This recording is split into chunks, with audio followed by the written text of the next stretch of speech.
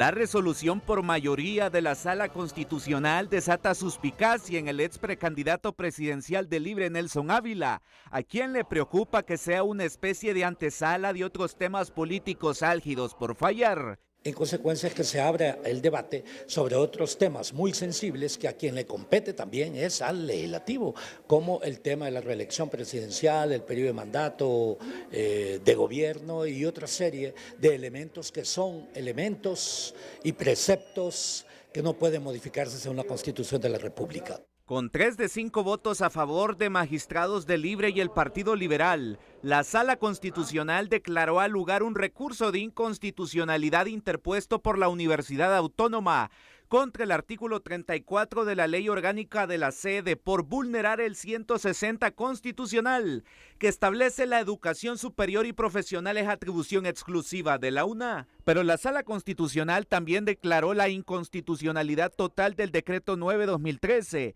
que contiene las reformas constitucionales a los artículos 294, 303 y 329, mediante la cual se autoriza la creación de la sede, así como su ley orgánica. Y aunque la decisión final recaerá en el Pleno, este analista sospecha que las negociaciones por la presidencia de la Sala Constitucional ya comenzaron a dar frutos, lo cual puede dejar la ruta trazada al momento de discutir otras temáticas sensibles.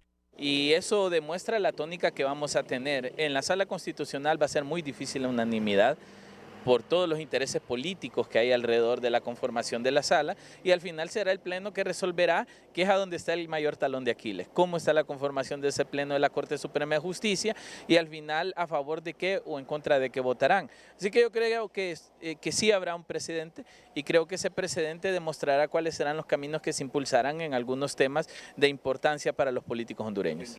Los 2 magistrados nacionalistas que integran la Sala Constitucional disintieron de apoyar esa garantía de inconstitucionalidad presentada por la máxima casa de estudios. Y la realidad es que la Sala Constitucional fue más allá de lo que se le pidió, señala el director del CIPRODE, que confía que el pleno de 15 magistrados terminará por enmendar ese error. Porque el reclamo desde la Universidad Nacional Autónoma estaba en función del derecho a la educación y de cómo se rectora el sistema educativo nacional. Entonces, cualquier otra decisión más allá de eso es lo que en derecho llaman extrapetita, ¿verdad? Más allá de la petición.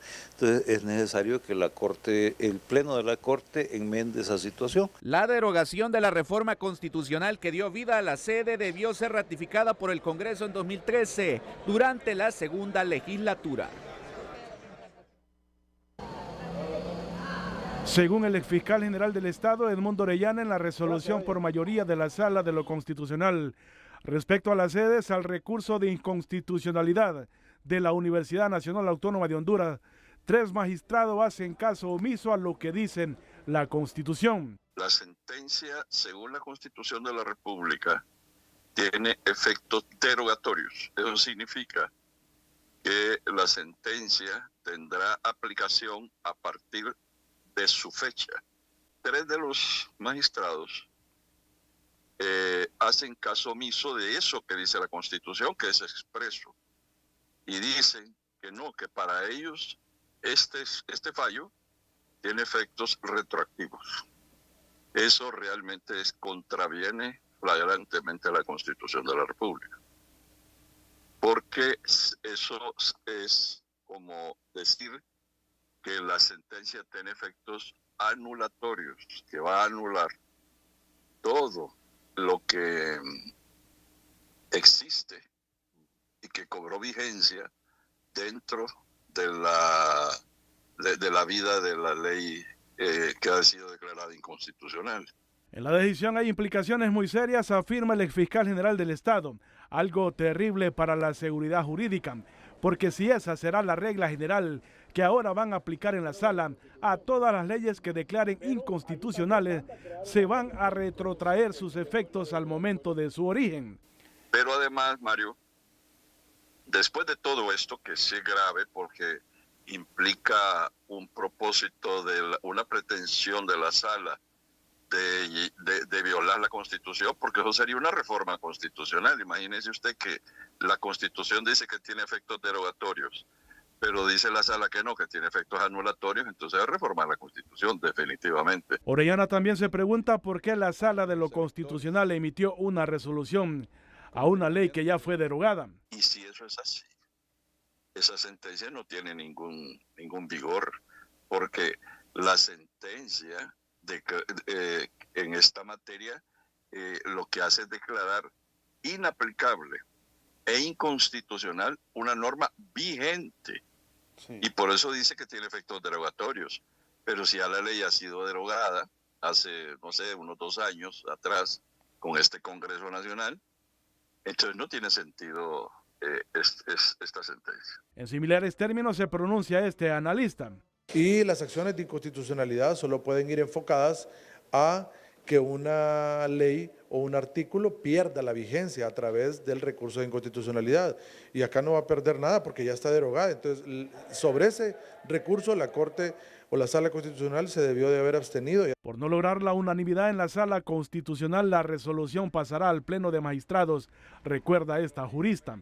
Es precisamente la Corte que tiene el control de constitucionalidad y en uso de sus atribuciones puede declarar inconstitucional una reforma que no se ajusta al texto o confronta normas pétreas, como es el caso. En mi opinión, las sedes confrontan normas irreformables que atentan contra la forma de gobierno y contra la integridad del territorio. Por ahora, la decisión de la Sala Constitucional ha creado diversas opiniones entre los juristas, mientras los representantes de la sede reiteran que las sentencias de inconstitucionalidad no tienen efecto retroactivo. ¿Qué tema este? Miren, la verdad es que nosotros insistimos con este tema y yo voy a ser muy sincero. Esto se origina el jueves, cuando se nos informa de este fallo por mayoría de la Sala Constitucional. En ese momento la información que eso nos transmite, porque prácticamente fue simultáneo con el inicio del noticiero TN5, es que era por unanimidad y se lanzó la noticia como fallo definitivo, pero no. En el transcurso de los minutos se nos fue aclarando de que era por mayoría y que en todo caso quien va a resolver ese recurso que presentó la universidad sería el Pleno de Magistrados de la Corte Suprema de Justicia. Pero ya en las horas posteriores, a raíz de esa decisión de la Sala Constitucional, surgieron criterios jurídicos que nos llamaron profundamente la atención por los riesgos que el criterio de 3 magistrados implicaban para la seguridad jurídica, como el de Edmundo Orellana Mercado. Yo debo admitirlo. Cuando leo los 3 mensajes en ex de Edmundo Orellana Mercado, que se están cometiendo el mismo error que se criticó de cortes pasadas, que esto es muy grave porque se pone en riesgo la seguridad jurídica, sabiendo pues que este no es un fallo definitivo, pero surge el debate por el criterio jurídico de 3 magistrados de la Sala Constitucional. Entonces, le fuimos dando seguimiento y seguimiento y seguimiento. Resulta que ayer obtuvimos una copia de lo que decidió la Sala Constitucional y en la noche, en el noticiero de anoche, leímos este puntito 2, envíese atento oficio al Fiscal General de la República para que proceda de inmediato a tomar acciones en contra de todas las personas autoras de los decretos declarados inconstitucionales, tal como lo ordena el artículo 375 constitucional, asimismo contra quienes hayan actuado en obediencia a dichos decretos y contra aquellos magistrados de la Honorable Corte Suprema de Justicia que, estando obligados, no restablecieron el imperio de la Constitución. Pero esto que ven ustedes ahí sombreado en amarillo, pero ya luego recibí el fallo por mayoría que ahora se convierte en proyecto, ¿verdad? En proyecto de fallo para la sala, para el Pleno de Magistrados de la Corte Suprema, donde eso que ustedes miraron sombreado en amarillo se borró. Es decir, ya les leo textualmente lo que sobre esto ha dicho la Corte. Sala Constitucional aclara que versión final remitida a Corte Suprema de Justicia sobre disposición adoptada por mayoría de votos en relación a las sedes no contiene en ninguna parte del texto lo referido al artículo 375, párrafo segundo de la Constitución de la República sobre la persecución penal. Pero que sí se pensó, sí. Al final no quedó ahí en la resolución por mayoría de la sala. Sobre todo esto vamos a hablar, porque rescato en esencia la preocupación que tienen algunos juristas, algunos profesionales constitucionalistas sobre la seguridad jurídica. Entendemos que esto no es fallo definitivo, entendemos que el Pleno tomará una decisión, no sé cuándo, pero la tomará. Hubiese sido distinto si hubiese sido por unanimidad la resolución ahí en la Sala Constitucional. Eso lo entendemos, está claro, pero el puntito de análisis es el criterio jurídico de 3 magistrados de la Sala Constitucional. Y por eso, sin prejuicio, el ánimo aquí no es afectar instituciones, el ánimo aquí no es estar en contra de ningún magistrado, no hay por qué, sino el análisis jurídico de los magistrados de la Corte Suprema de Justicia. Entiendo que ese es el puntito que vamos a debatir. Y por eso he invitado esta mañana al expresidente del Colegio de Abogados, don José María Díaz. ¿Qué tal, abogado? Muchas gracias, Renato, por la invitación. Don Javier Briceño, que es experto en Derecho Internacional. Don Renato, muchas gracias. Bienvenido, buenos días. Y nos acompaña también el exfiscal general del Estado, don Edmundo Orellana Mercado. Mundo solo va a estar unos minutos porque tiene un compromiso, así que vamos a priorizar en este momento su criterio. Abogado, primero, muchas gracias, ¿verdad? Muchas gracias por atender la invitación. Segundo,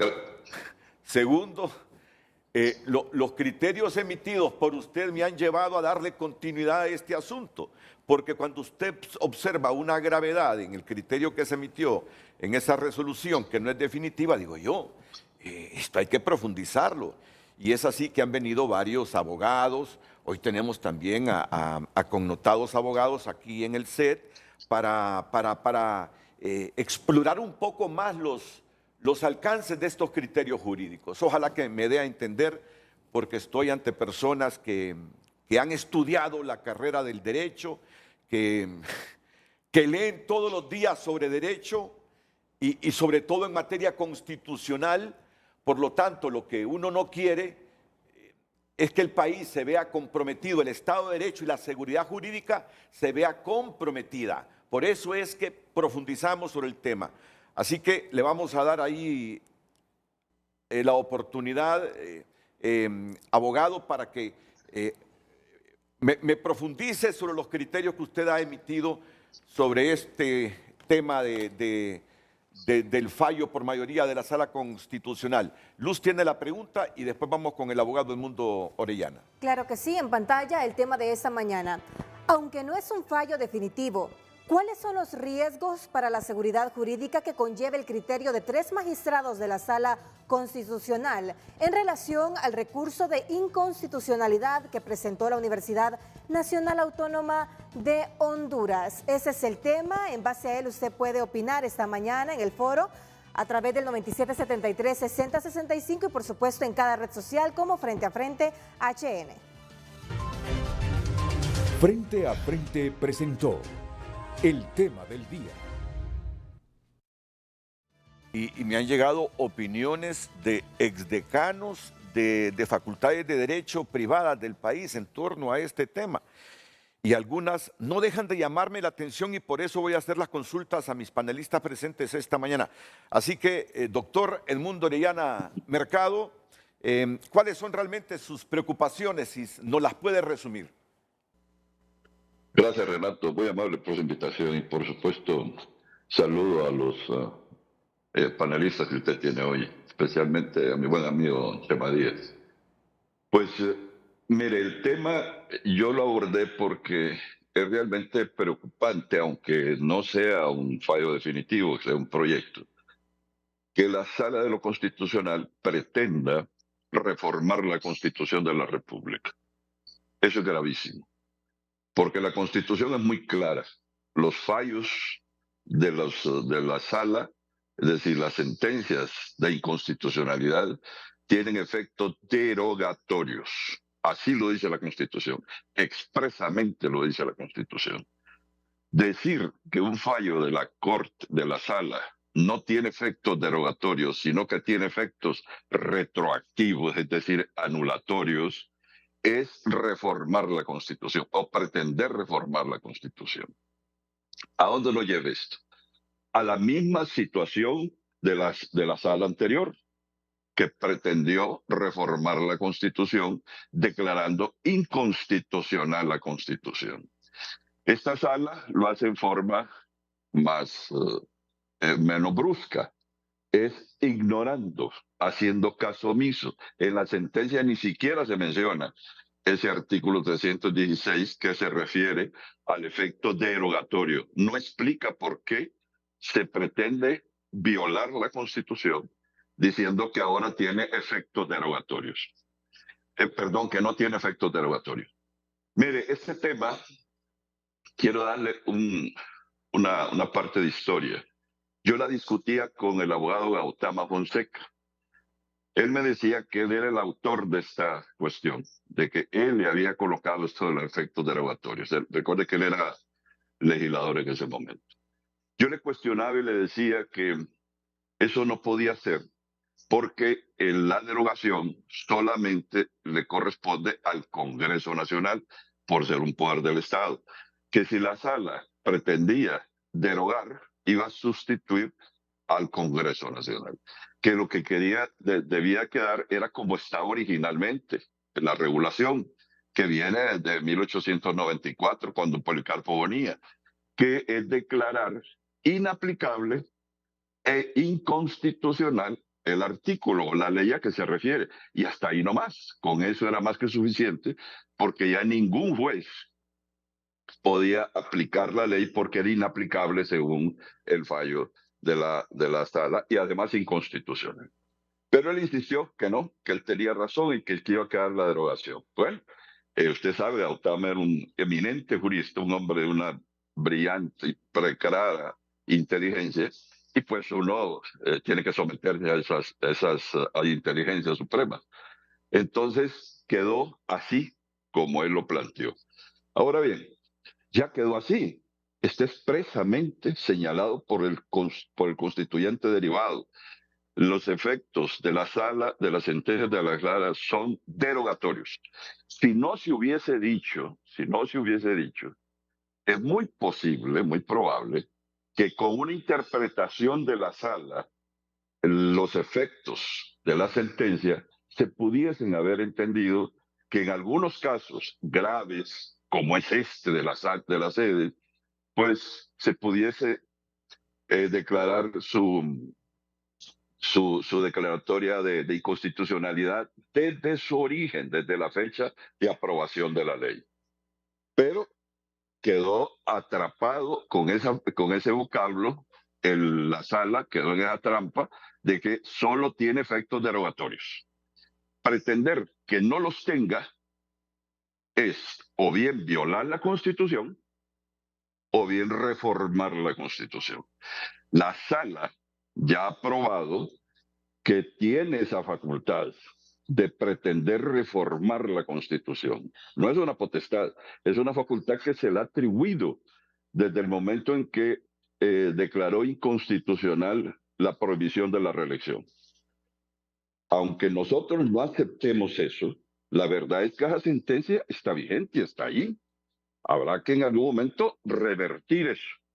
Fíjese que en este fallo se da un caso. Y es que la Sala dice que cambia su jurisprudencia, que aquellos criterios que sostuvo la sala en su momento de declarar como constitucionales la ley de las sedes y la reforma constitucional, porque declaró sin lugar los recursos que fueron interpuestos, dice que ahora cambia su criterio porque ahora sí entiende que son inconstitucionales. Pues es el mismo caso que debe ocurrir con esa sentencia en donde se declaró inconstitucional la prohibición de la reelección. Y en algún momento la sala tiene que revertir ese criterio, así como lo está haciendo en este caso. Yo creo que en este caso la sala tiene razón en todo, menos en eso del extung. Definitivamente ahí yo no entiendo cómo, ante una disposición que expresamente dice que tiene efectos derogatorios, la sala venga y diga eso no existe más. De ahora en adelante, la sala solamente acepta que las sentencias tengan efectos retroactivos. Y esto implica nulidad. Le voy a poner un caso para que entienda la población, porque muchos de estos temas que son tan técnicos es un problema. Imagínense que la sala conozca un artículo o un capítulo o un título del Código Civil que entienda que es inconstitucional y que aplique este criterio del extung. ¿Sabe cuántos años se va a llevar de encuentro esa inconstitucionalidad? Más de un siglo. 130 años casi, porque es del 1906 ese código. Eso implicaría que arrastraría todas esas relaciones jurídicas, derechos adquiridos, en fin, sería un colapso total. Por eso es que los países donde se acepta la nulidad en los casos de sentencia de inconstitucionalidad tienen las mismas leyes recaudos para evitar esos colapsos, esos caos. Por ejemplo, Costa Rica. Costa Rica, la ley claramente dice que las sentencias de la sala cuarta tienen efectos anulatorios en algunos casos y ya señala cuáles son los principios, las reglas, las directrices y qué recaudo debe tomarse para evitar causar problemas gravísimos a la seguridad jurídica. De manera que esa es mi tesis. Ahora, hay otra cosa que ha surgido después que yo realmente debo admitir que no la conocía en su totalidad. Entendía que había un proceso de derogación, pero no que se había derogado. Pero ahora resulta que la ley de la sede está derogada. Entonces, Renato y estimados panelistas y amigos que están escuchando, la pregunta es, ¿qué sentido tiene declarar inconstitucional una ley que ya no existe, que ya no tiene efectos jurídicos? Porque la Constitución establece que la inconstitucionalidad que declara la sala es que declara que es inaplicable e inconstitucional con efectos derogatorios. No se da ninguna de las tres cosas. Inaplicable porque eso no puede decirse que es inaplicable porque lo es desde hace tiempo, desde que fue derogada. Inconstitucional, ¿cuál? Si ya no existe la ley. ¿Y efectos derogatorios de qué? Si la ley ya no existe. Entonces, los tres requisitos que reconoce la Constitución no se dan en este caso. Están declarando inconstitucional algo que no existe. Ahora, que las sedes deben de revertirse, no hay duda. Pero hay otros mecanismos, Renato. Yo se los dije en su momento, al hacer análisis en el Congreso Nacional, estaba presente la Procuraduría, estaban presentes todos, participamos varios abogados. Y una de las opciones que se planteó ahí, que se siguió discutiendo y que incluso hubo intentos, mire, la ley orgánica de las sedes dice que tanto los de baja intensidad de población como las de alta intensidad de población deben ser creadas por el Congreso Nacional. Debe crearse a través de decreto legislativo la sede.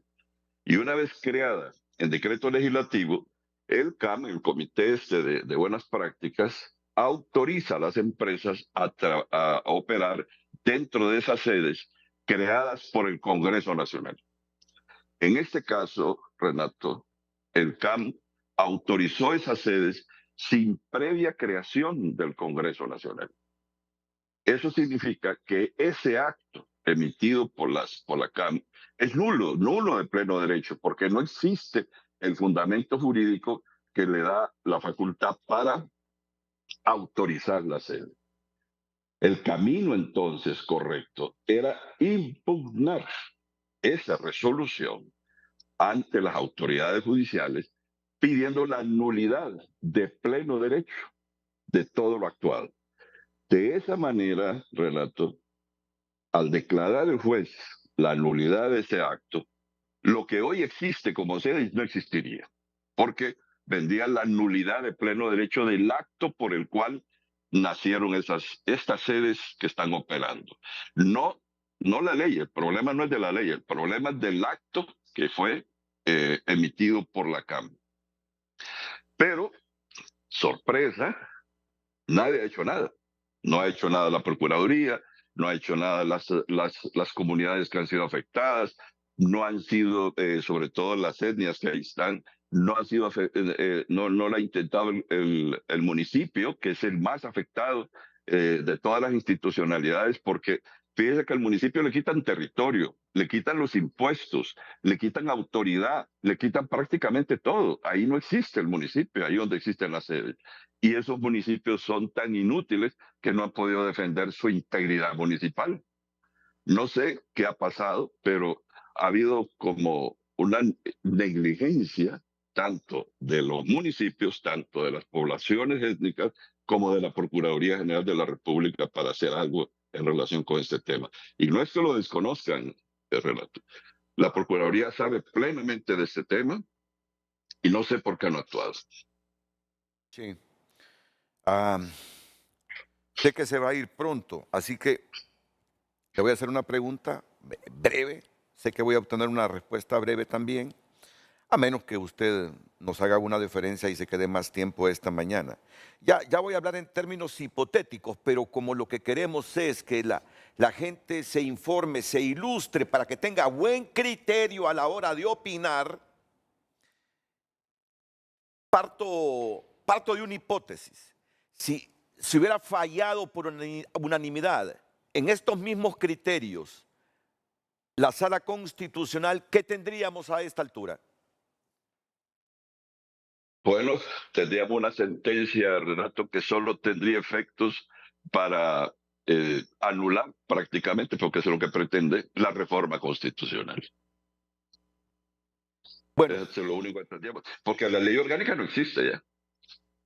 Pero mire qué cosas.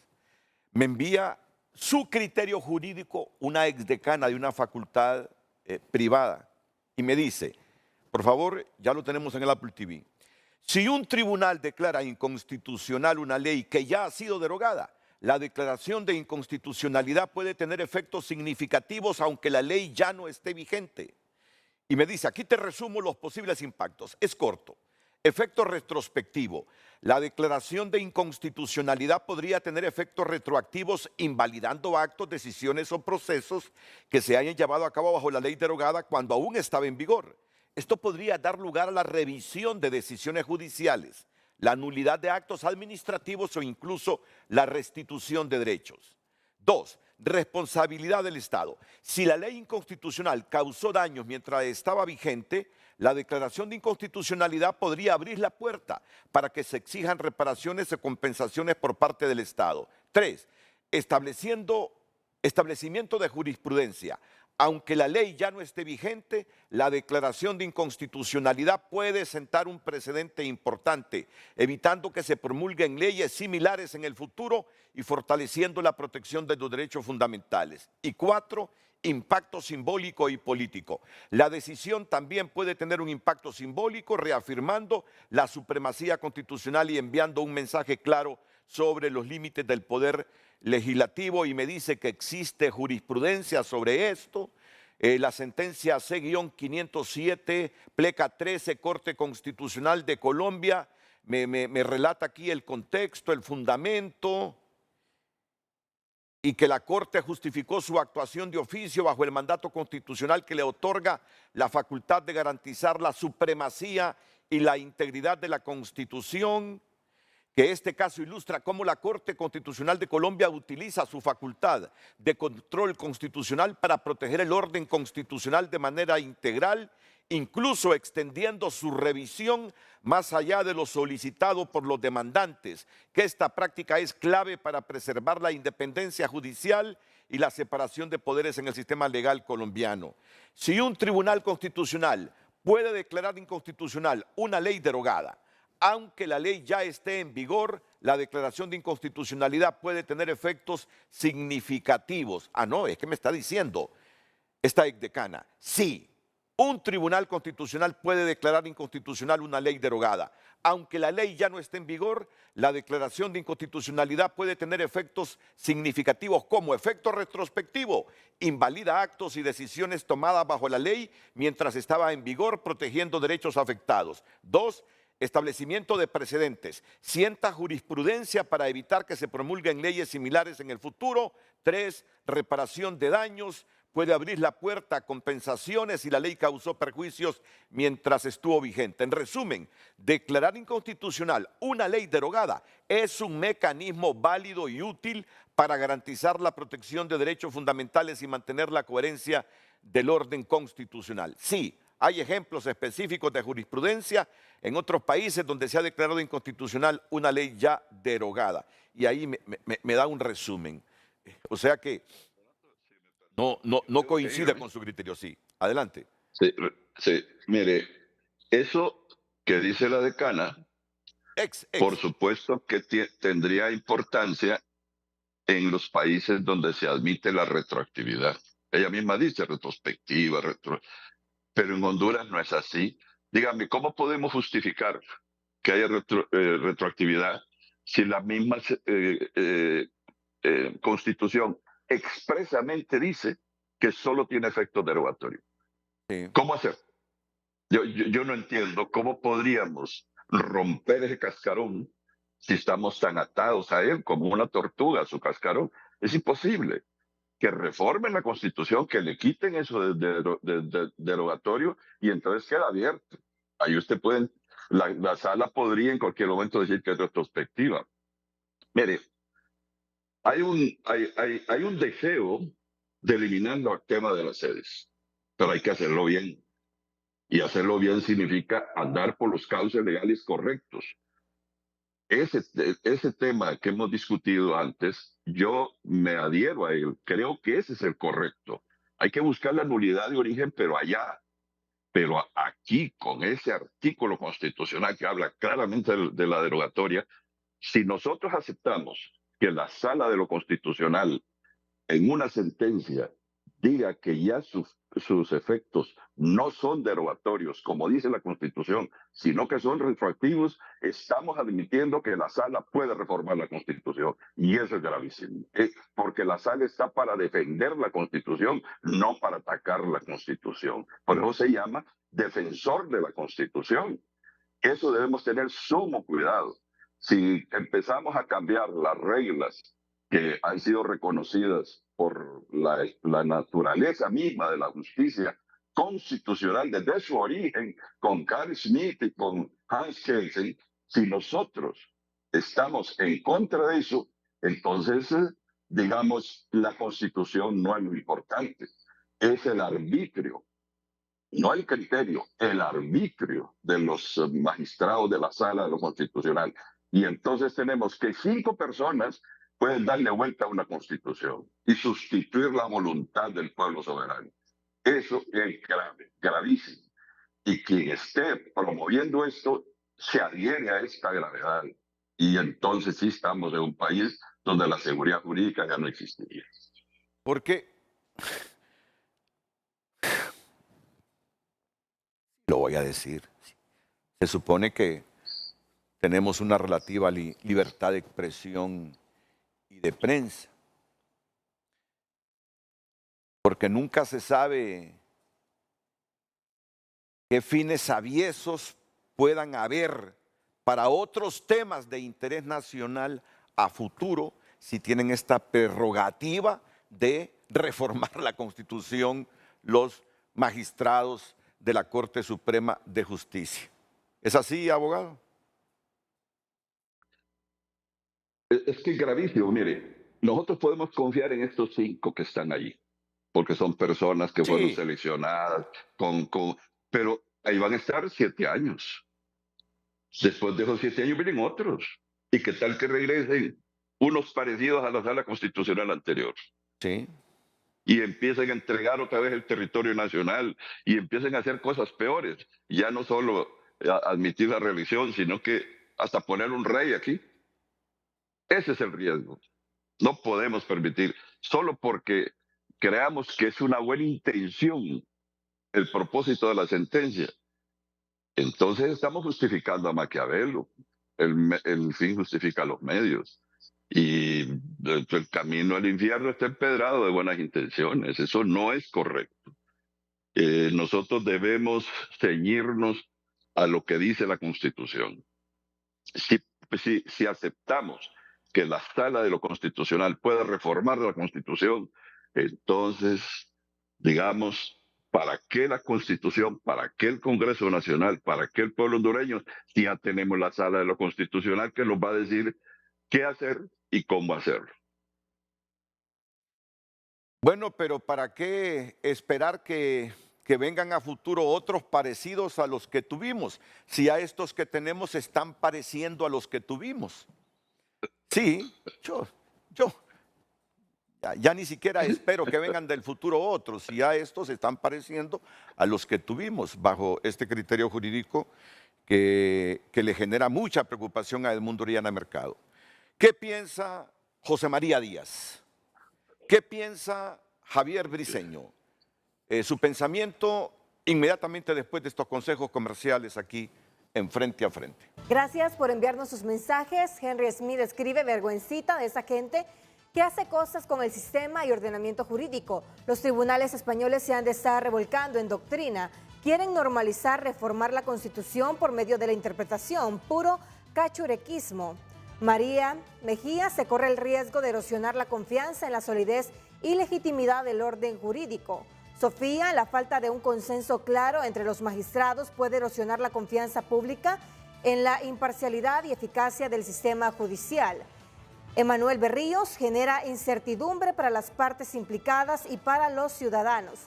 En pocas palabras, solo Dios con Honduras. Rubí Esperanza López escribe: podría abrir la puerta a la manipulación jurídica, donde ciertos actores podrían intentar influir en magistrados individuales para obtener resultados favorables. María Jiménez también nos escribe su opinión: este fallo puede afectar la construcción de una doctrina constitucional sólida y coherente, esencial para la interpretación futura de la Constitución. Pero aclárale que no es definitivo, ¿verdad? Porque no hubo unanimidad.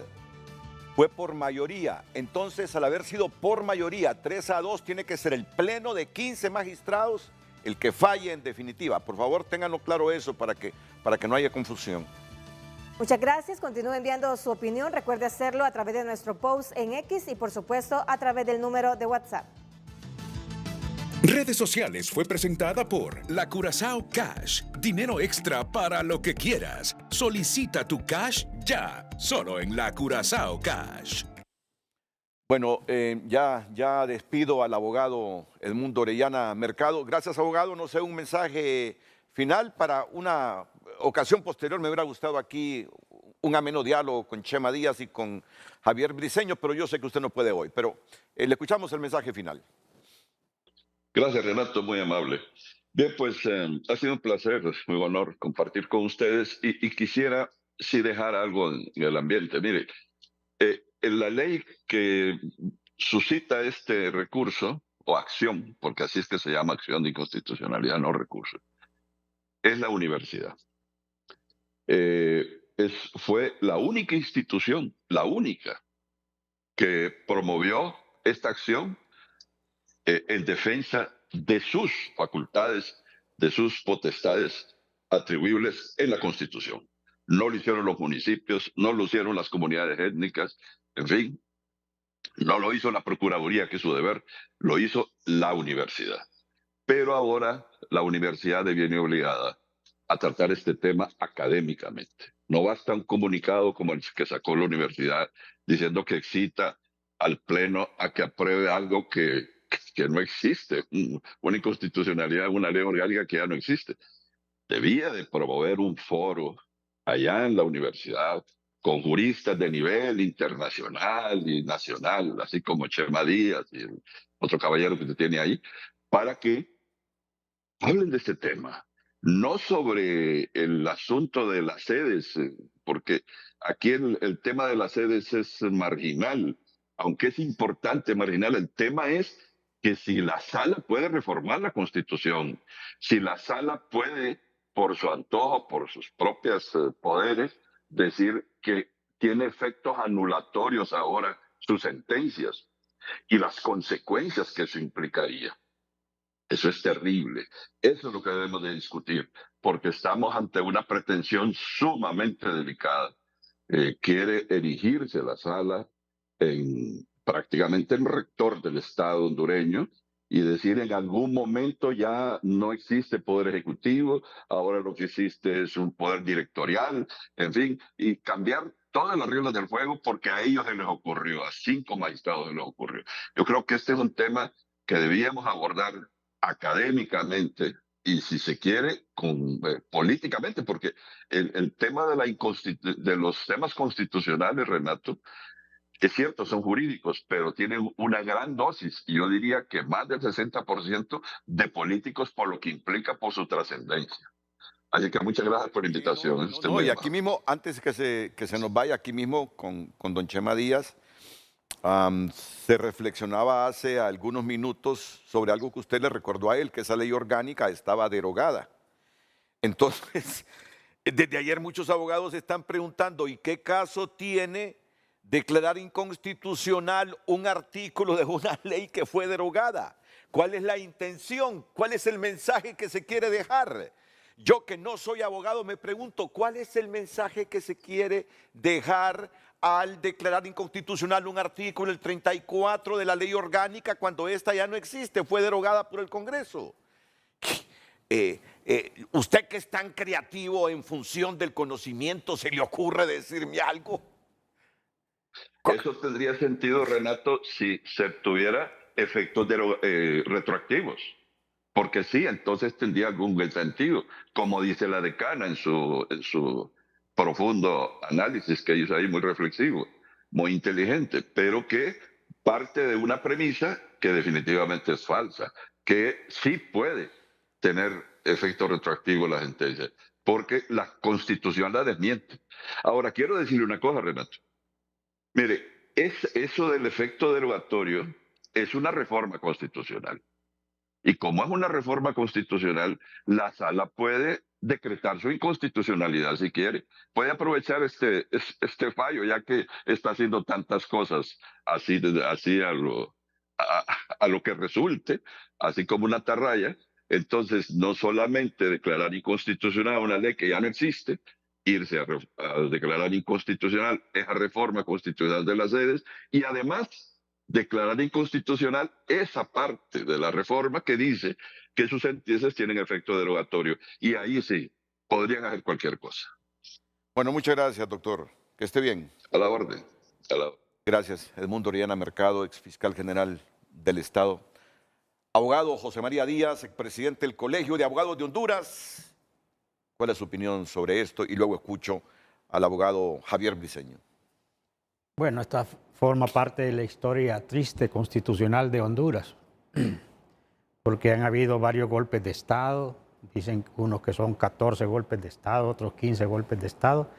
Hemos tenido 13 constituciones, periodos difíciles desde la independencia, de la de Dionisio Herrera de 1825, luego la de 1839, luego Juan Lindo 1848, cuando la Corte Suprema de Justicia no se llamaba así, sino que Corte Superior de Justicia. Luego la de 1865 de José María Medina, cuando se incorporó el recurso de habeas corpus. Luego la de 1873, la de 1880, la de 1924, 1936, 57, 65 y el 82. En todas hemos tenido crisis constitucionales, golpes de Estado, pero esta que tenemos, la de 1982, tiene un periodo de vigencia increíble, ya tiene como 40 años y es increíble porque ninguna constitución en Honduras ha tenido esto. En el año 2000, cuando se hizo las reformas constitucionales, se decía que antes a los magistrados los ponían los partidos políticos. No había una junta nominadora integrada por el Colegio de Abogados, COEP, trabajadores, ni nada de eso. Entonces se criticaba ese sistema. Claro, antes era 9 magistrados, y antes 5 magistrados, hoy son 15 magistrados, luego vino la reforma y con la reforma del año 2000 se pretendió que el sistema iba a mejorar en el sentido de que había una junta nominadora que iba a proponer 45 magistrados a la Corte Suprema de Justicia, luego se dijo van a ser 15 magistrados. Estos 15 magistrados van a tener no el periodo de gobierno de 4 años del gobierno, sino que un periodo de 7 años. Y esto es interesante también porque va a terminar el gobierno de Xiomara y los magistrados van a seguir. Es interesante también, pero también me parece interesante la cercanía que tenemos con el gobierno de Venezuela, la posición de Honduras en la OEA, en el sentido de abstenerse y no tomar en cuenta la crisis y las protestas y los muertos que está sucediendo en Venezuela y que se consulte a un Tribunal Supremo por parte del presidente Maduro y parece que el Tribunal Supremo ya dijo que el conteo que hizo el Tribunal Electoral allá en Venezuela es correcto. Entonces pareciera que las crisis la causan las mismas Cortes Supremas de Justicia o el mismo Poder Judicial en cada uno de los países. Viene la reforma constitucional, tenemos un nuevo sistema, pero no teníamos ley de justicia constitucional.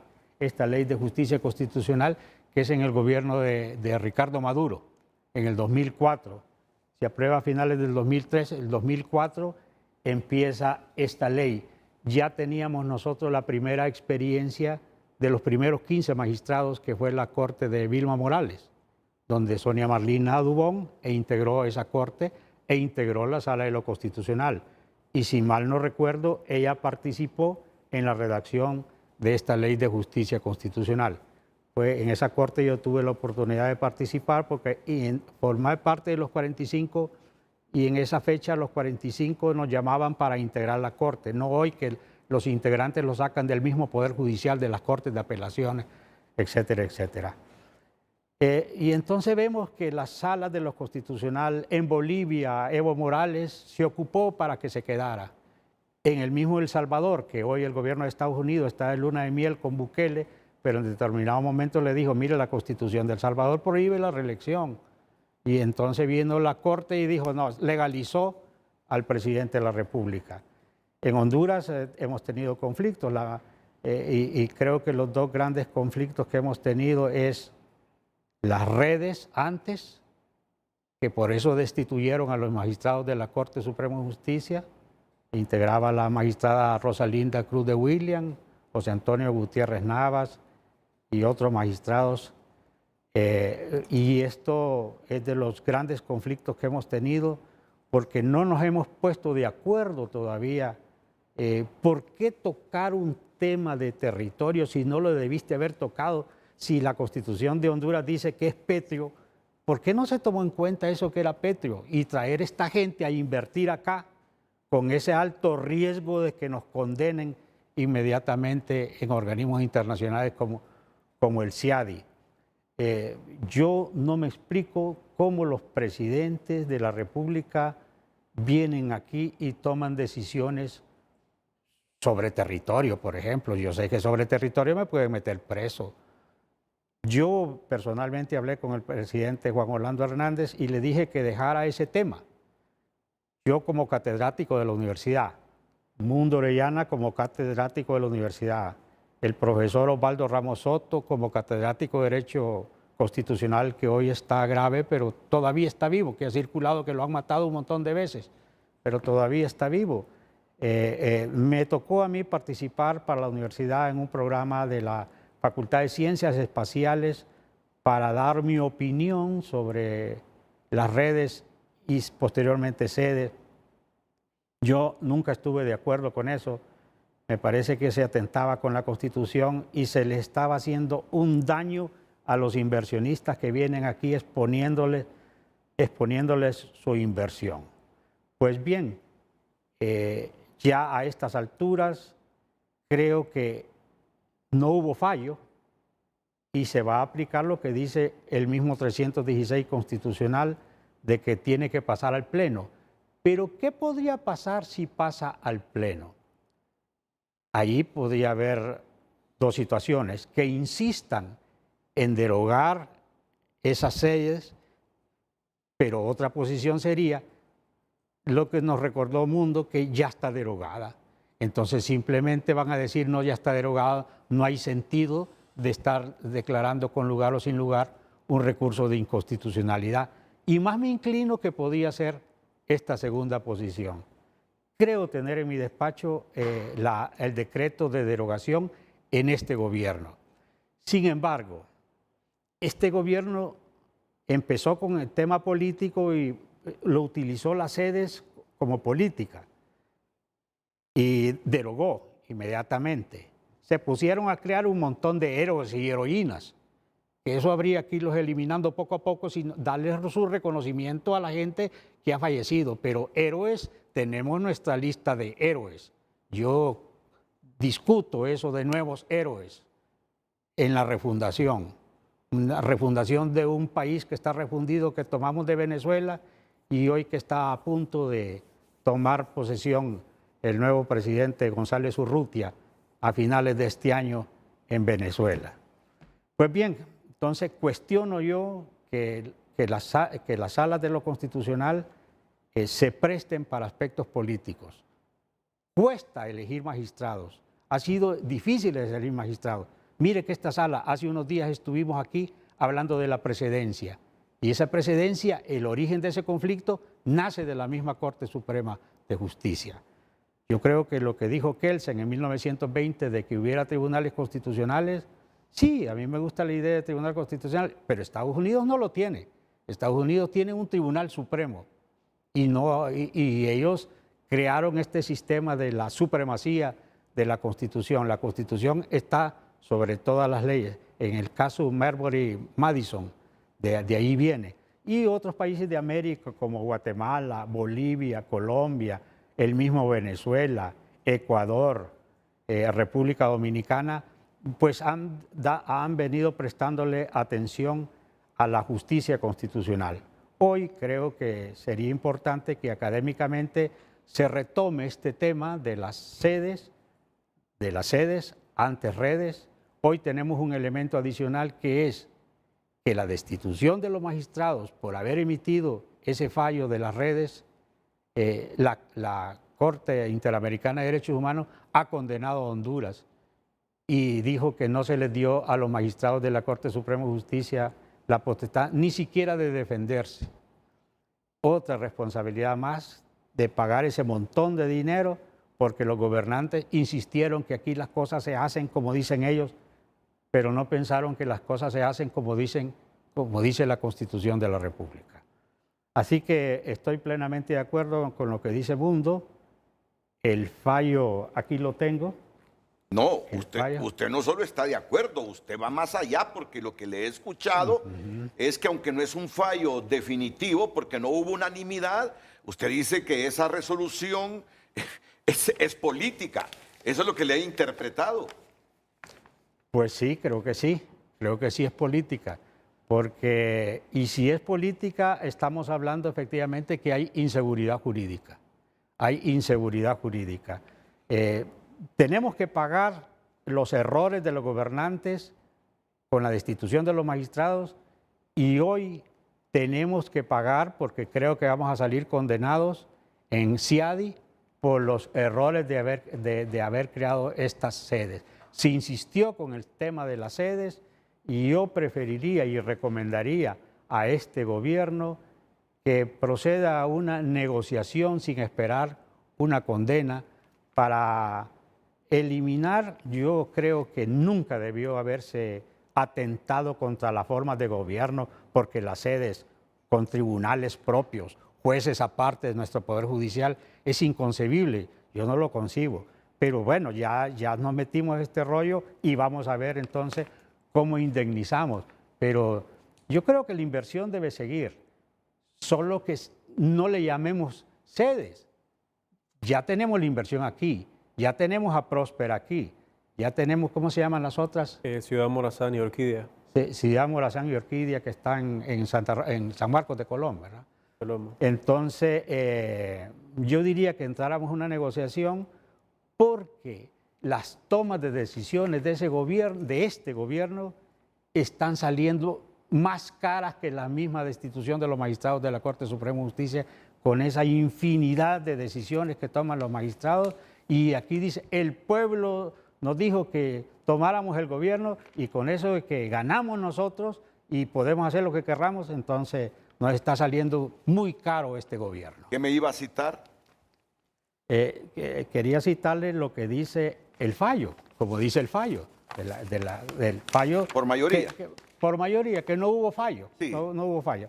Falla, declarando con lugar extum, aquí donde yo creo que este es el meollo del problema. Extum es con efecto retroactivo, y no puede haber una sentencia con efecto retroactivo en materia. Es el primer caso que conozco yo desde que se abrió la casa, porque todo dice, cuando se declara inconstitucional es con efecto ex nunc a partir de esta fecha. Pero no, aquí cambia, dice, declarando con lugar ex tunc o de origen la garantía de inconstitucionalidad interpuesta por razón de contenido por el doctor Francisco José Herrera Alvarado, en su condición de rector de la Universidad Nacional Autónoma de Honduras, contra el artículo 34 del decreto Pero esto ya está derogado efectivamente.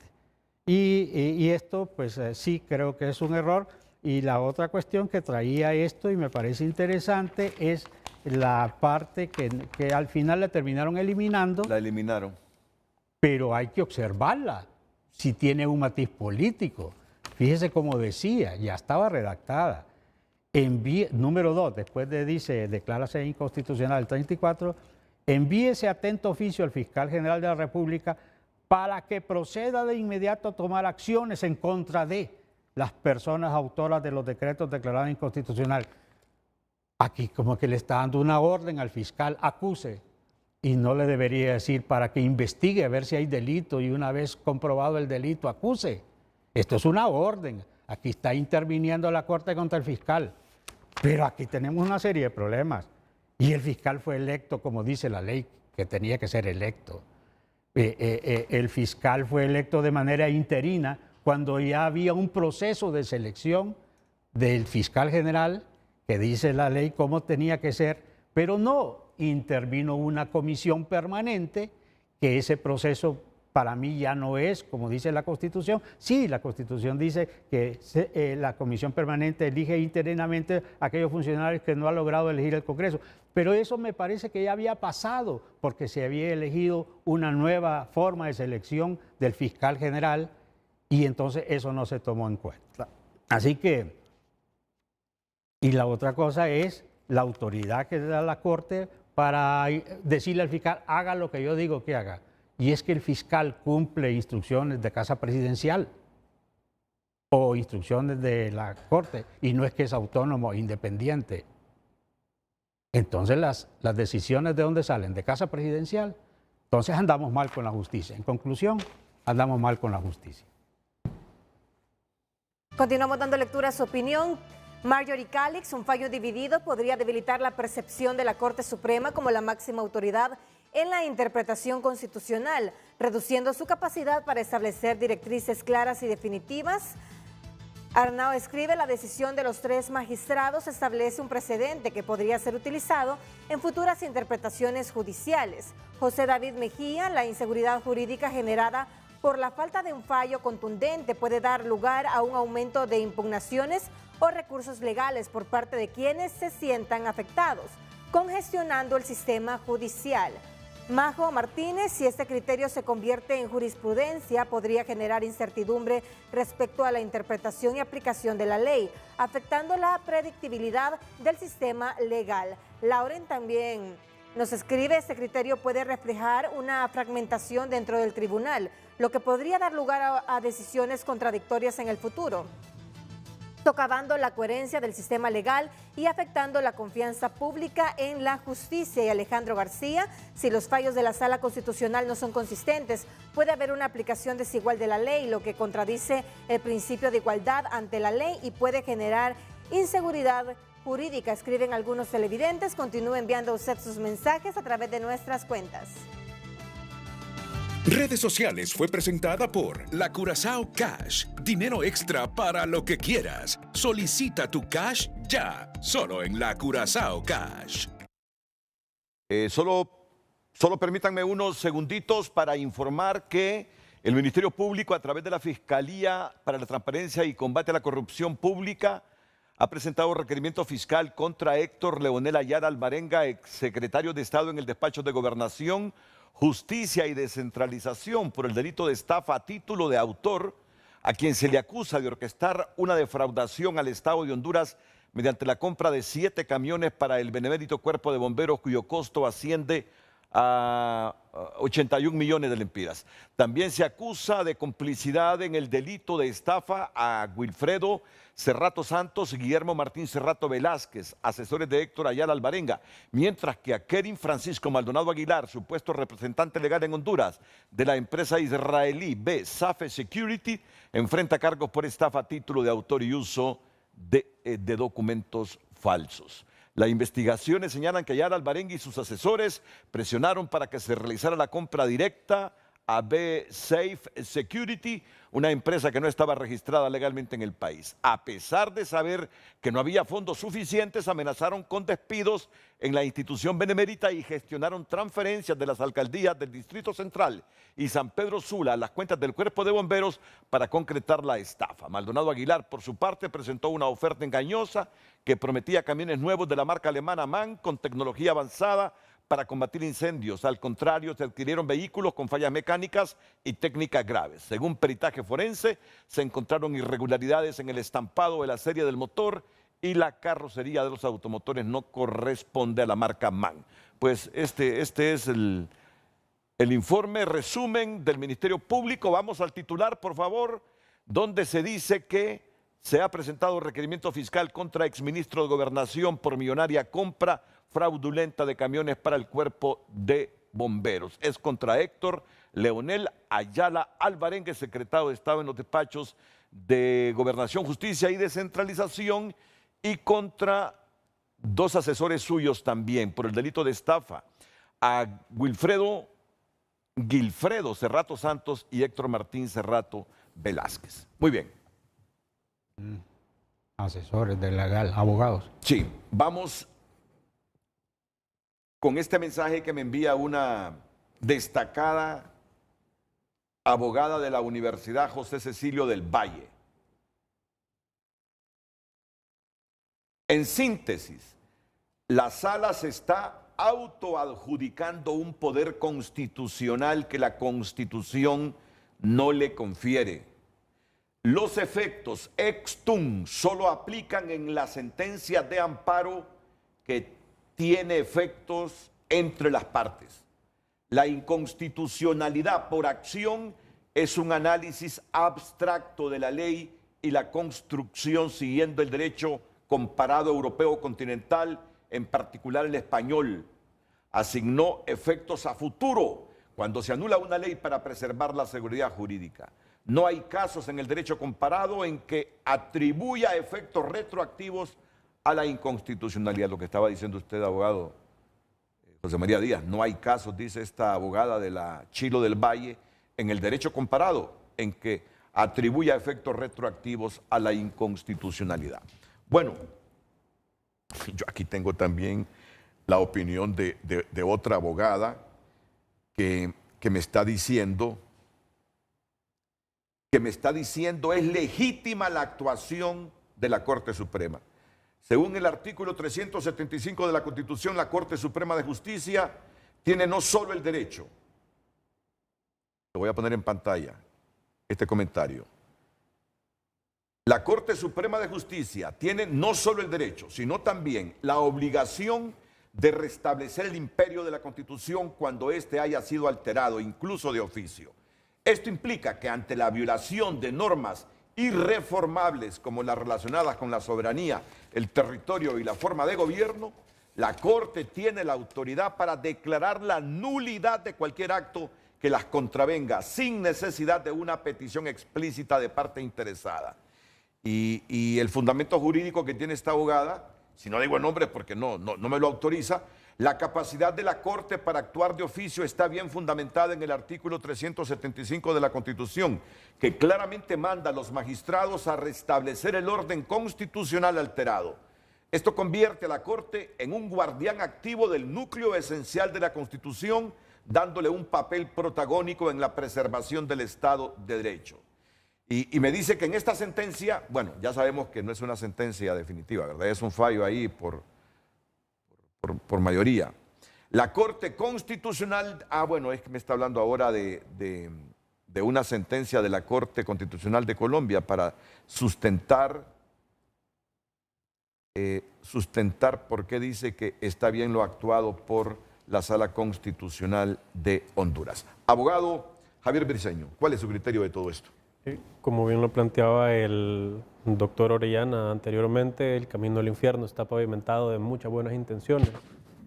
Y en este caso puede que las intenciones de la Sala de lo Constitucional y ahora más particularmente del Pleno de la Corte Suprema de Justicia sea restablecer el orden constitucional, que independientemente de las opiniones que se tengan sobre la sede, a favor o en contra, cada una tiene sus puntos válidos, puede que haga más daño. Hablemos tal vez un poquito con números. Por la destitución de los 4 magistrados de la Sala Constitucional hace más de una década, se condenó al Estado de Honduras en la Corte Interamericana de Derechos Humanos y se les condenó a pagar $400,000 a cada uno de ellos. Estamos hablando de 1.6 millones de dólares que van a salir del bolsillo suyo, Renato, del bolsillo suyo, doctor, de los camarógrafos que nos acompañan, de mi bolsillo, de la persona que nos está viendo. De ese bolsillo va a salir. El problema es que con esta medicina va a salir mucho más cara que la propia enfermedad. En este caso nos estamos encontrando con consecuencias en caso de que un fallo como este se termine confirmando, no solamente con implicaciones a nivel de derechos humanos, sino con implicaciones a nivel del derecho de las inversiones. A nivel de derechos humanos está bastante claro por un tema de la retroactividad y con la persecución de las personas involucradas, que tal vez lo político pueda, bueno, cada quien sabe de lo que es responsable y el Ministerio Público actuará cuando corresponda, conforme a derecho, pero el pronunciamiento que hace la Sala de lo Constitucional es cualquier persona que haya actuado en obediencia a esta ley. Entonces yo me pongo a pensar qué pasará con el personal administrativo del Instituto de la Propiedad, que tal vez no estaba de acuerdo con la ley, pero su jefe vino y le dijo, no, esto te lo están pidiendo, esta ley está vigente, tenés que actuar conforme a derecho. O qué pasará, pucha, me imagino algo tan ridículo como el guardia que le abrió la puerta al abogado que fue a solicitar algo a alguna institución que tenía que ver con esta normativa, que el texto del proyecto está tan vago, está tan amplio, que puede prestarse para este tipo de arbitrariedades, pero particularmente, y aquí quiero recordar una frase que se comentó en el primer simposio de arbitraje que se realizó en Honduras. Hay 2 tipos de situaciones en el arbitraje de las inversiones cuando implica a un Estado particularmente.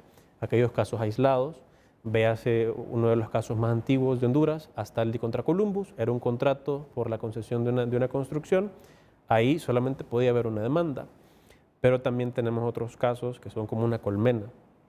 Hay una normativa en general, hay varios inversionistas invirtiendo al amparo de esta normativa, entonces si se crea un problema con esto, está agitando el avispero. Uno de los ejemplos más claros, saliéndonos un poquito del tema, es el del sector energético, Renato. Actualmente las demandas en el sector energético ante el CIADI en contra del Estado de Honduras tienen prácticamente entre el 60 y el 70% son de ese sector. ¿Por qué? por el decreto 46, si no mal recuerdo, 2022 o 2023, es el que reconoce a la energía como un derecho humano de naturaleza económica y social. ¿Qué es lo que pasa acá? Se le otorga el derecho al ENE de renegociar ciertos contratos. El problema es que esta potestad que se le otorga, o mejor dicho, esta facultad que se le otorga al ENE, está queriendo ser interpretado como una obligación por parte del inversor para renegociar, y esto es lo que está creando tantos conflictos, que particularmente la semana pasada se presentaron 2 reclamos. Pero, más allá de eso, otro de estos casos colmena es el de las sedes. Actualmente solamente se tiene el caso de Honduras Próspera Inc. y otras, que es particularmente el promotor y desarrollador de Próspera Sede en la isla de Roatán, que está demandando al Estado de Honduras por cerca de 11.000 millones de dólares.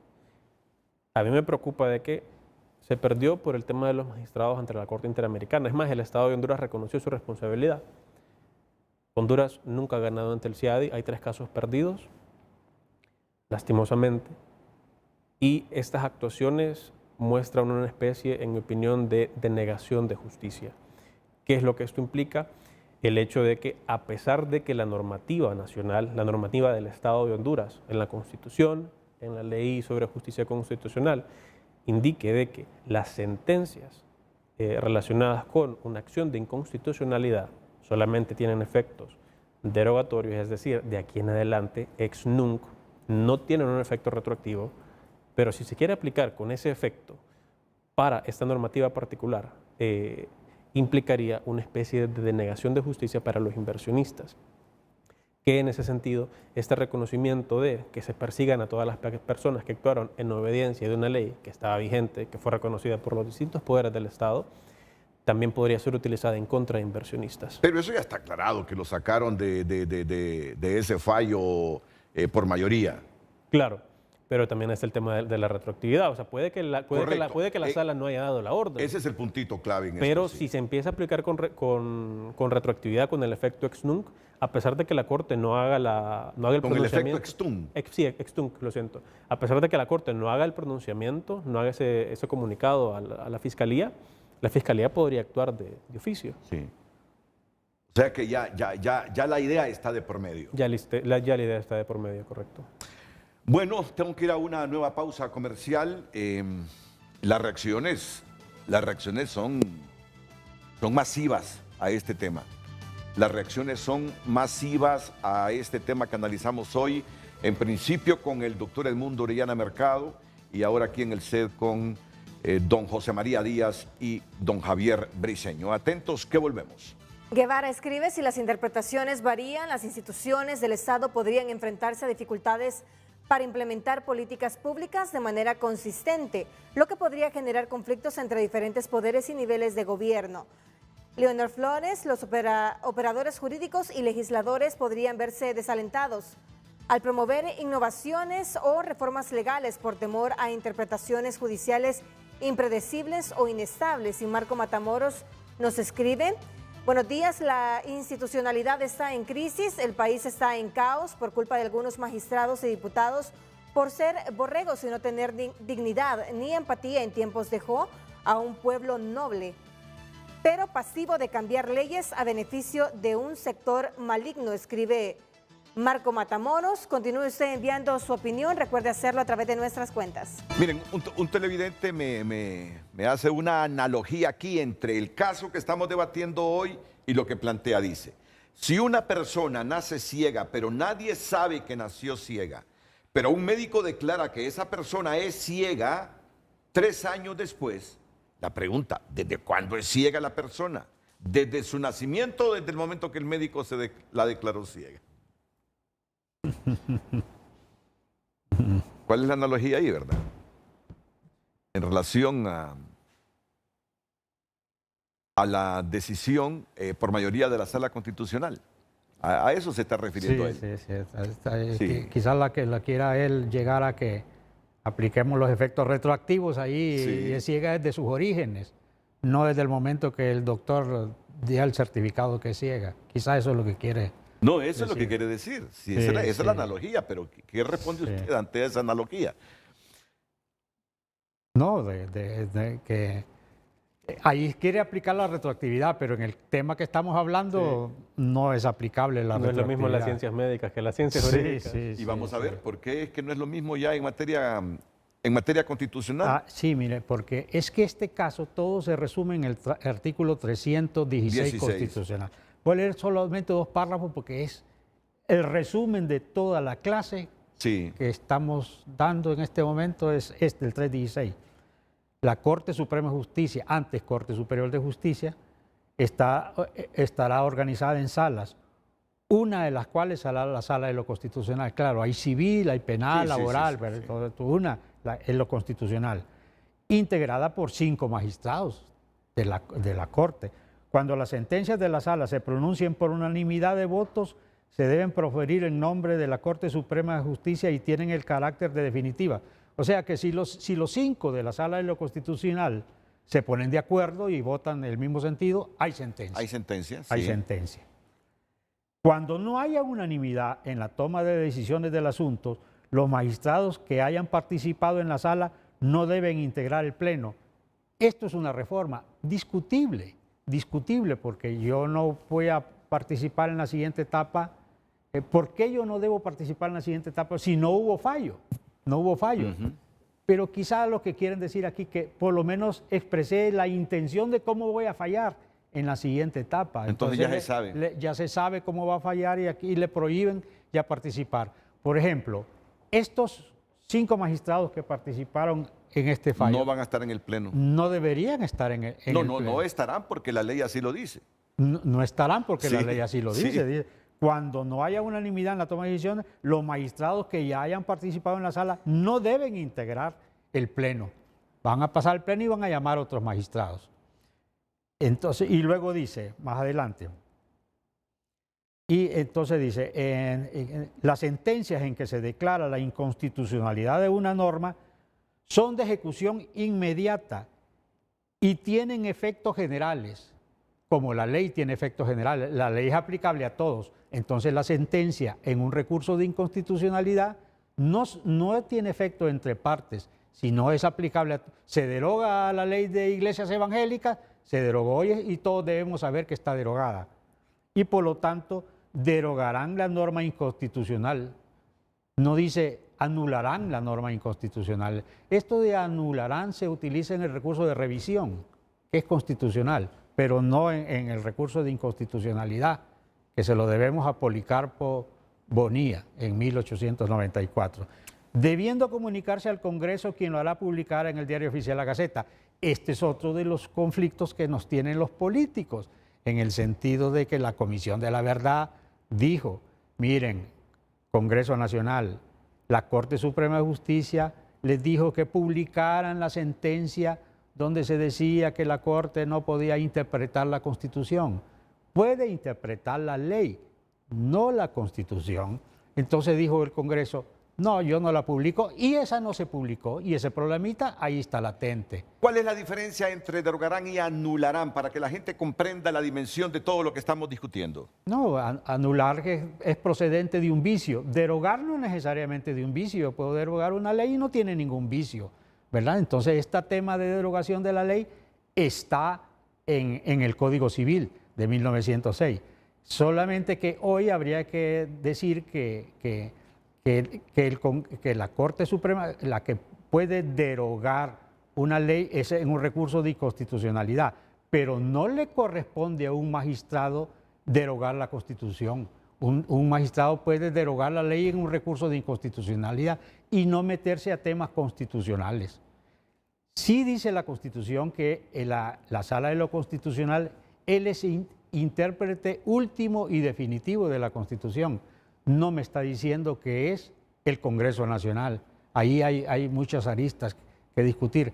Entonces, este tema de cuando haya fallo, debería publicarse en la Gaceta. Tengo la impresión de que no va a haber fallos. Tengo la impresión de que van a decir, no, si la ley está derogada no tiene sentido y por lo tanto archívese este caso y no va a tener importancia ya en el futuro. Pero entiendo que usted no tiene la misma impresión, ¿o sí? Yo tengo dos teorías, Renato. Sí. Una es de que efectivamente están los votos para declarar inconstitucional la normativa que se ha impugnado, y la otra es de que va a pasar como pasó con la propuesta de reforma constitucional que presentó Pichu Zelaya, que particularmente no estaban los votos en el Congreso Nacional, y a pesar de eso se pasó la reforma a votación para después decir, ok, este tema, que era una reforma, por cierto, en cuanto al tema de la Sisi. Entonces, para el oficialismo venir y decir, ok, nosotros lo intentamos, pero fue la oposición la que no lo permitió. No es nuestra culpa, es culpa de ellos. Entonces, puede que se quiera hacer algo similar. Inclusive ya he visto ciertos ataques en medios de comunicación en contra de los magistrados que plantearon su voto disidente en esta sentencia, es decir, los otros dos votos por los cuales no se llegó a la unanimidad. ¿Se está refiriendo a Luis Fernando Padilla? E Isbela Bustillo. Sí, al magistrado y a la magistrada correspondientemente. Pero retomando su idea de la analogía del ciego, más allá también de lo que decía el doctor José María Díaz, está el tema de que existe un principio reconocido por la propia Sala de lo Constitucional, intérprete último y definitivo de la Constitución, de que las normativas en general tienen una presunción de constitucionalidad. Es decir, mientras nadie las declare violatorias de algún principio de la Constitución, tienen validez. Y se tiene que presumir, se tiene que partir de esa premisa de que las leyes están conforme a la Constitución, de que el Congreso Nacional, los diputados y las diputadas que lo conforman, actuaron con base a la Constitución para crear todos y cada uno de los decretos. Y ya después le corresponde a la sala venir y decir, no, ¿saben qué? Aquí sí hubo este error por esto, esto, esto y esto. Pero está el tema. Esta declaración de inconstitucionalidad, como ya lo hemos venido comentando, no tiene efectos retroactivos.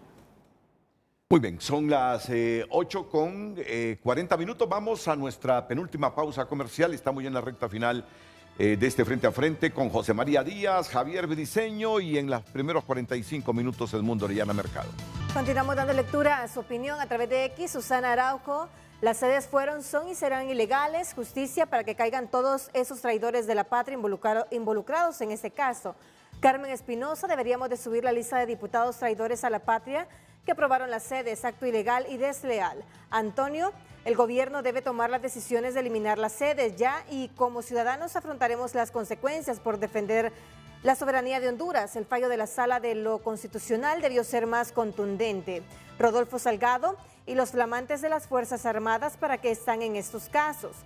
Marco Pérez, una decisión con criterios divididos puede ser vista como una debilidad del Estado de Derecho, afectando la percepción de imparcialidad y rigor con los que se deben aplicar las normas constitucionales. Han escrito algunos televidentes a través de nuestras cuentas.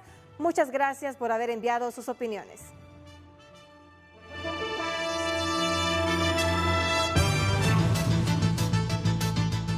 Y del baúl de los recuerdos, don José María Díaz, pero estos recuerdos son recientes, ¿verdad?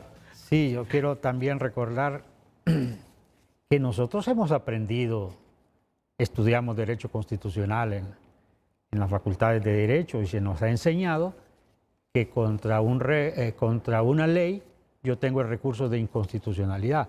Así lo dice el artículo 184 constitucional y el 76 de la Ley de Justicia Constitucional. Pero tomando posesión Xiomara Castro en enero del 2022, Diario El Heraldo del 28 de abril del 2022 nos anuncia que la Sala de lo Constitucional emitió un fallo interesante que quizá yo tenga que regresar a la Facultad de Derecho con este fallo. Y le voy a pedir a algún magistrado de la Sala de lo Constitucional que me lo explique. Dice, ayer la Sala de lo Constitucional de la Corte Suprema de Justicia declaró inconstitucional el decreto PCM 052-2019 aprobado por el Consejo de Ministros en el gobierno anterior. El coordinador de la Vía Campesina, Rafael Alegría, consideró que se tardaron mucho tiempo en declarar inconstitucional ese PCM, donde se le dan 4.000 millones de lempiras a las Fuerzas Armadas para desarrollar el agro. Ante esta escandalosa inversión, las organizaciones campesinas y productoras protestaron debido a que las Fuerzas Armadas no tienen facultades agrícolas. Aquí la pregunta es, entonces, ¿yo puedo declarar inconstitucional un PCM? Mi criterio es que no. Sin embargo, tengo entendido que aparte de esto hay otro fallo de la Sala de lo Constitucional donde también declara inconstitucional un PCM. En conclusión, yo digo que no cabe declarar inconstitucional un PCM porque un PCM no es una ley, es un decreto del Poder Ejecutivo aprobado en Consejo de Ministros, que no es la ley que aprueba el Congreso Nacional. Contra esa ley sí cabe un recurso de inconstitucionalidad, no contra un PCM. Así que tengo esa crítica a la Sala de lo Constitucional y por lo demás, pues yo espero que efectivamente haya justicia, que viene un periodo electoral y suplicaría a la Sala de lo Constitucional que no se meta en asuntos políticos. ¿Y usted? ¿Cuál es su mensaje final? Bastante importante ese tema de la politización de la justicia y de maneras generales, lo comentaba el doctor Orellana al inicio del programa, pero tiene un nombre que es el activismo judicial, que es básicamente cuando los jueces y las juezas imponen sus opiniones personales, que pueda tener un carácter político o no, pero imponen sus opiniones personales por encima del derecho. El artículo 316 de la Constitución, el 94 de la Ley sobre Justicia Constitucional y los cientos de precedentes que ya ha emitido la propia Sala y el Pleno en algunas ocasiones. Entonces, efectivamente, el tema de las sedes aquí es algo marginal, es algo que genera bastante controversia en las personas, pero lo más trascendental es este tema, lo de la persecución penal, que puede que se haya quitado, puede que se vaya a quitar en la sentencia del Pleno, que todavía no lo sabemos, pero al menos en la de la Sala se quitó. Pero también está el hecho de las sentencias por una acción de inconstitucionalidad de carácter retroactivo, con efectos ex tunc. Y aquí quiero citar al doctor Joaquín Mejía, a la doctora Ana Pineda, mi querida profesora, y al abogado también, doctor José Padilla Evelyn, recordando que la abogada Ana Pineda fue de las notas más altas cuando participó en este proceso ante la Corte, y en mi opinión es bastante lamentable que ella no haya quedado. Se comenta en esta página 190 del libro que ellos tienen, La Constitución de Honduras, en el que estudian la Constitución propiamente. Se puede concluir que los efectos de las sentencias de inconstitucionalidad serán siempre ex nunc, con N. Ese es el criterio de Ana Pineda. De Ana Pineda, de Joaquín Mejía, y este abogado José Padilla Evelyn, él es letrado de la Sala de lo Constitucional, de la Corte Suprema de Justicia. O sea, hay personas aquí con carácter. Y bueno, las personas que se citaron en el programa de ayer, el doctor Díaz, el doctor Orellana, y erga omnes, con la única excepcionalidad... Léalo nuevamente. Sí. Se puede concluir que los efectos de las sentencias de inconstitucionalidad serán siempre ex nunc y erga omnes, con la excepcionalidad de la retroactividad penal, y esto solamente cuando beneficia, no hay retroactividad negativa. Solo en penal. Interesante. ¿Me presta por favor ese texto? Con la página. Y esa parte de la lectura que usted hizo. Es al final de esas páginas. Se puede concluir que los efectos de la sentencia serán siempre ex nunc y erga omnes, con la excepcionalidad de la retroactividad penal. La sentencia que declare la inconstitucionalidad es de ejecución inmediata y tiene efectos generales, por lo que deroga la norma señalada de inconstitucional.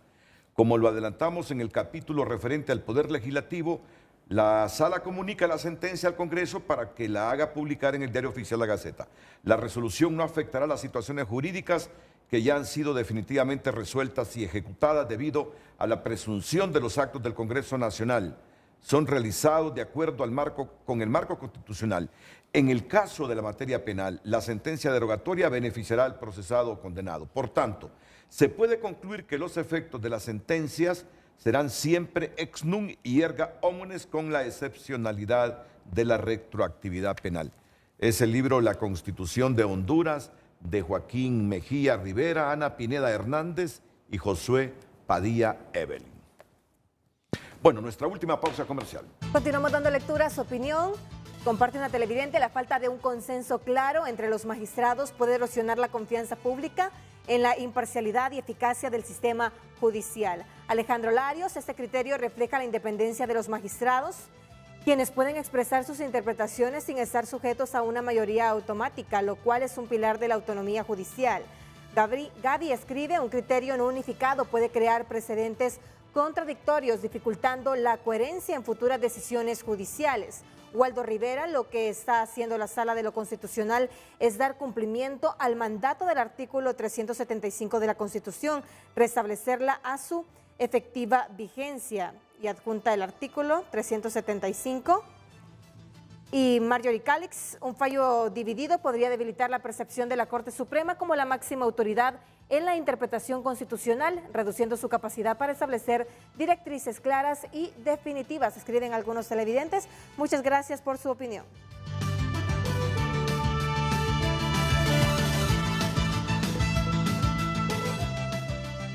Bueno, les agradezco su presencia. No tenemos fecha para que el Pleno conozca de este caso, aunque usted tiene información que en 20 días podría ser ya debatido a nivel de Pleno. Para el 20 de este mes. Para el 20 de este mes ya. Según la Ley sobre Justicia Constitucional, luego de que la Sala transmite la sentencia al Pleno, tiene más o menos este periodo de tiempo de 10 días laborales para el Pleno emitir su pronunciamiento. Pero aquí no se acostumbra a ser muy rigurosos en eso. Sí, sí. ¿O sí? Para nada. Para nada. Así como lo pueden emitir en 10 días, esto puede esperar más tiempo. Si hay tiempo, solo un comentario. Esto también parte el día siguiente de que en el CIADI se dio una pérdida por parte del Estado de Honduras, un reclamo que estaba haciendo el Estado en contra del árbitro que nombró Próspera. Al día siguiente de eso, de que Honduras perdió esa batalla procesal, se filtra esta información de la Sala como una especie de, ok, me vas a ganar acá, yo te gano acá. Sí. Entonces hay una especie de represalia. Sí. ¿Se cree? Puede ser. Puede ser. Sí. ¿Y por qué sale este tema hoy si ese proyecto de sentencia era de febrero y estamos en agosto? ¿Por qué hasta hoy sale eso? Salió justamente el día siguiente de esa pérdida en el CIADI, sale la sentencia, a pesar de que, como usted lo dice, se venía trabajando desde 2021. Bueno, todavía no es una sentencia definitiva, ¿verdad? Esto lo tenemos que aclarar. Es un proyecto. Sí. Bueno, muchas gracias, abogado. Muchas gracias, Renato. Renato. Gracias siempre por su gentileza Gracias de aceptar las invitaciones. Gracias a usted, don Javier Briceño, y a José María Díaz. Según el exfiscal general del Estado, Edmundo Orellana, en la resolución por mayoría de la Sala de lo Constitucional respecto a las sedes al recurso de inconstitucionalidad de la Universidad Nacional Autónoma de Honduras, 3 magistrados hacen caso omiso a lo que dicen la Constitución. La sentencia, según la Constitución de la República, tiene efectos derogatorios. Eso significa que la sentencia tendrá aplicación a partir de su fecha. 3 de los magistrados hacen caso omiso de eso que dice la Constitución, que es expreso, y dicen que no, que para ellos este fallo tiene efectos retroactivos. Eso realmente contraviene flagrantemente a la Constitución de la República, porque eso es como decir que la sentencia tiene efectos anulatorios, que va a anular todo lo que existe y que cobró vigencia dentro de la vida de la ley que ha sido declarada inconstitucional. En la decisión hay implicaciones muy serias, afirma el exfiscal general del Estado, algo terrible para la seguridad jurídica, porque si esa será la regla general que ahora van a aplicar en la Sala, a todas las leyes que declaren inconstitucionales se van a retrotraer sus efectos al momento de su origen.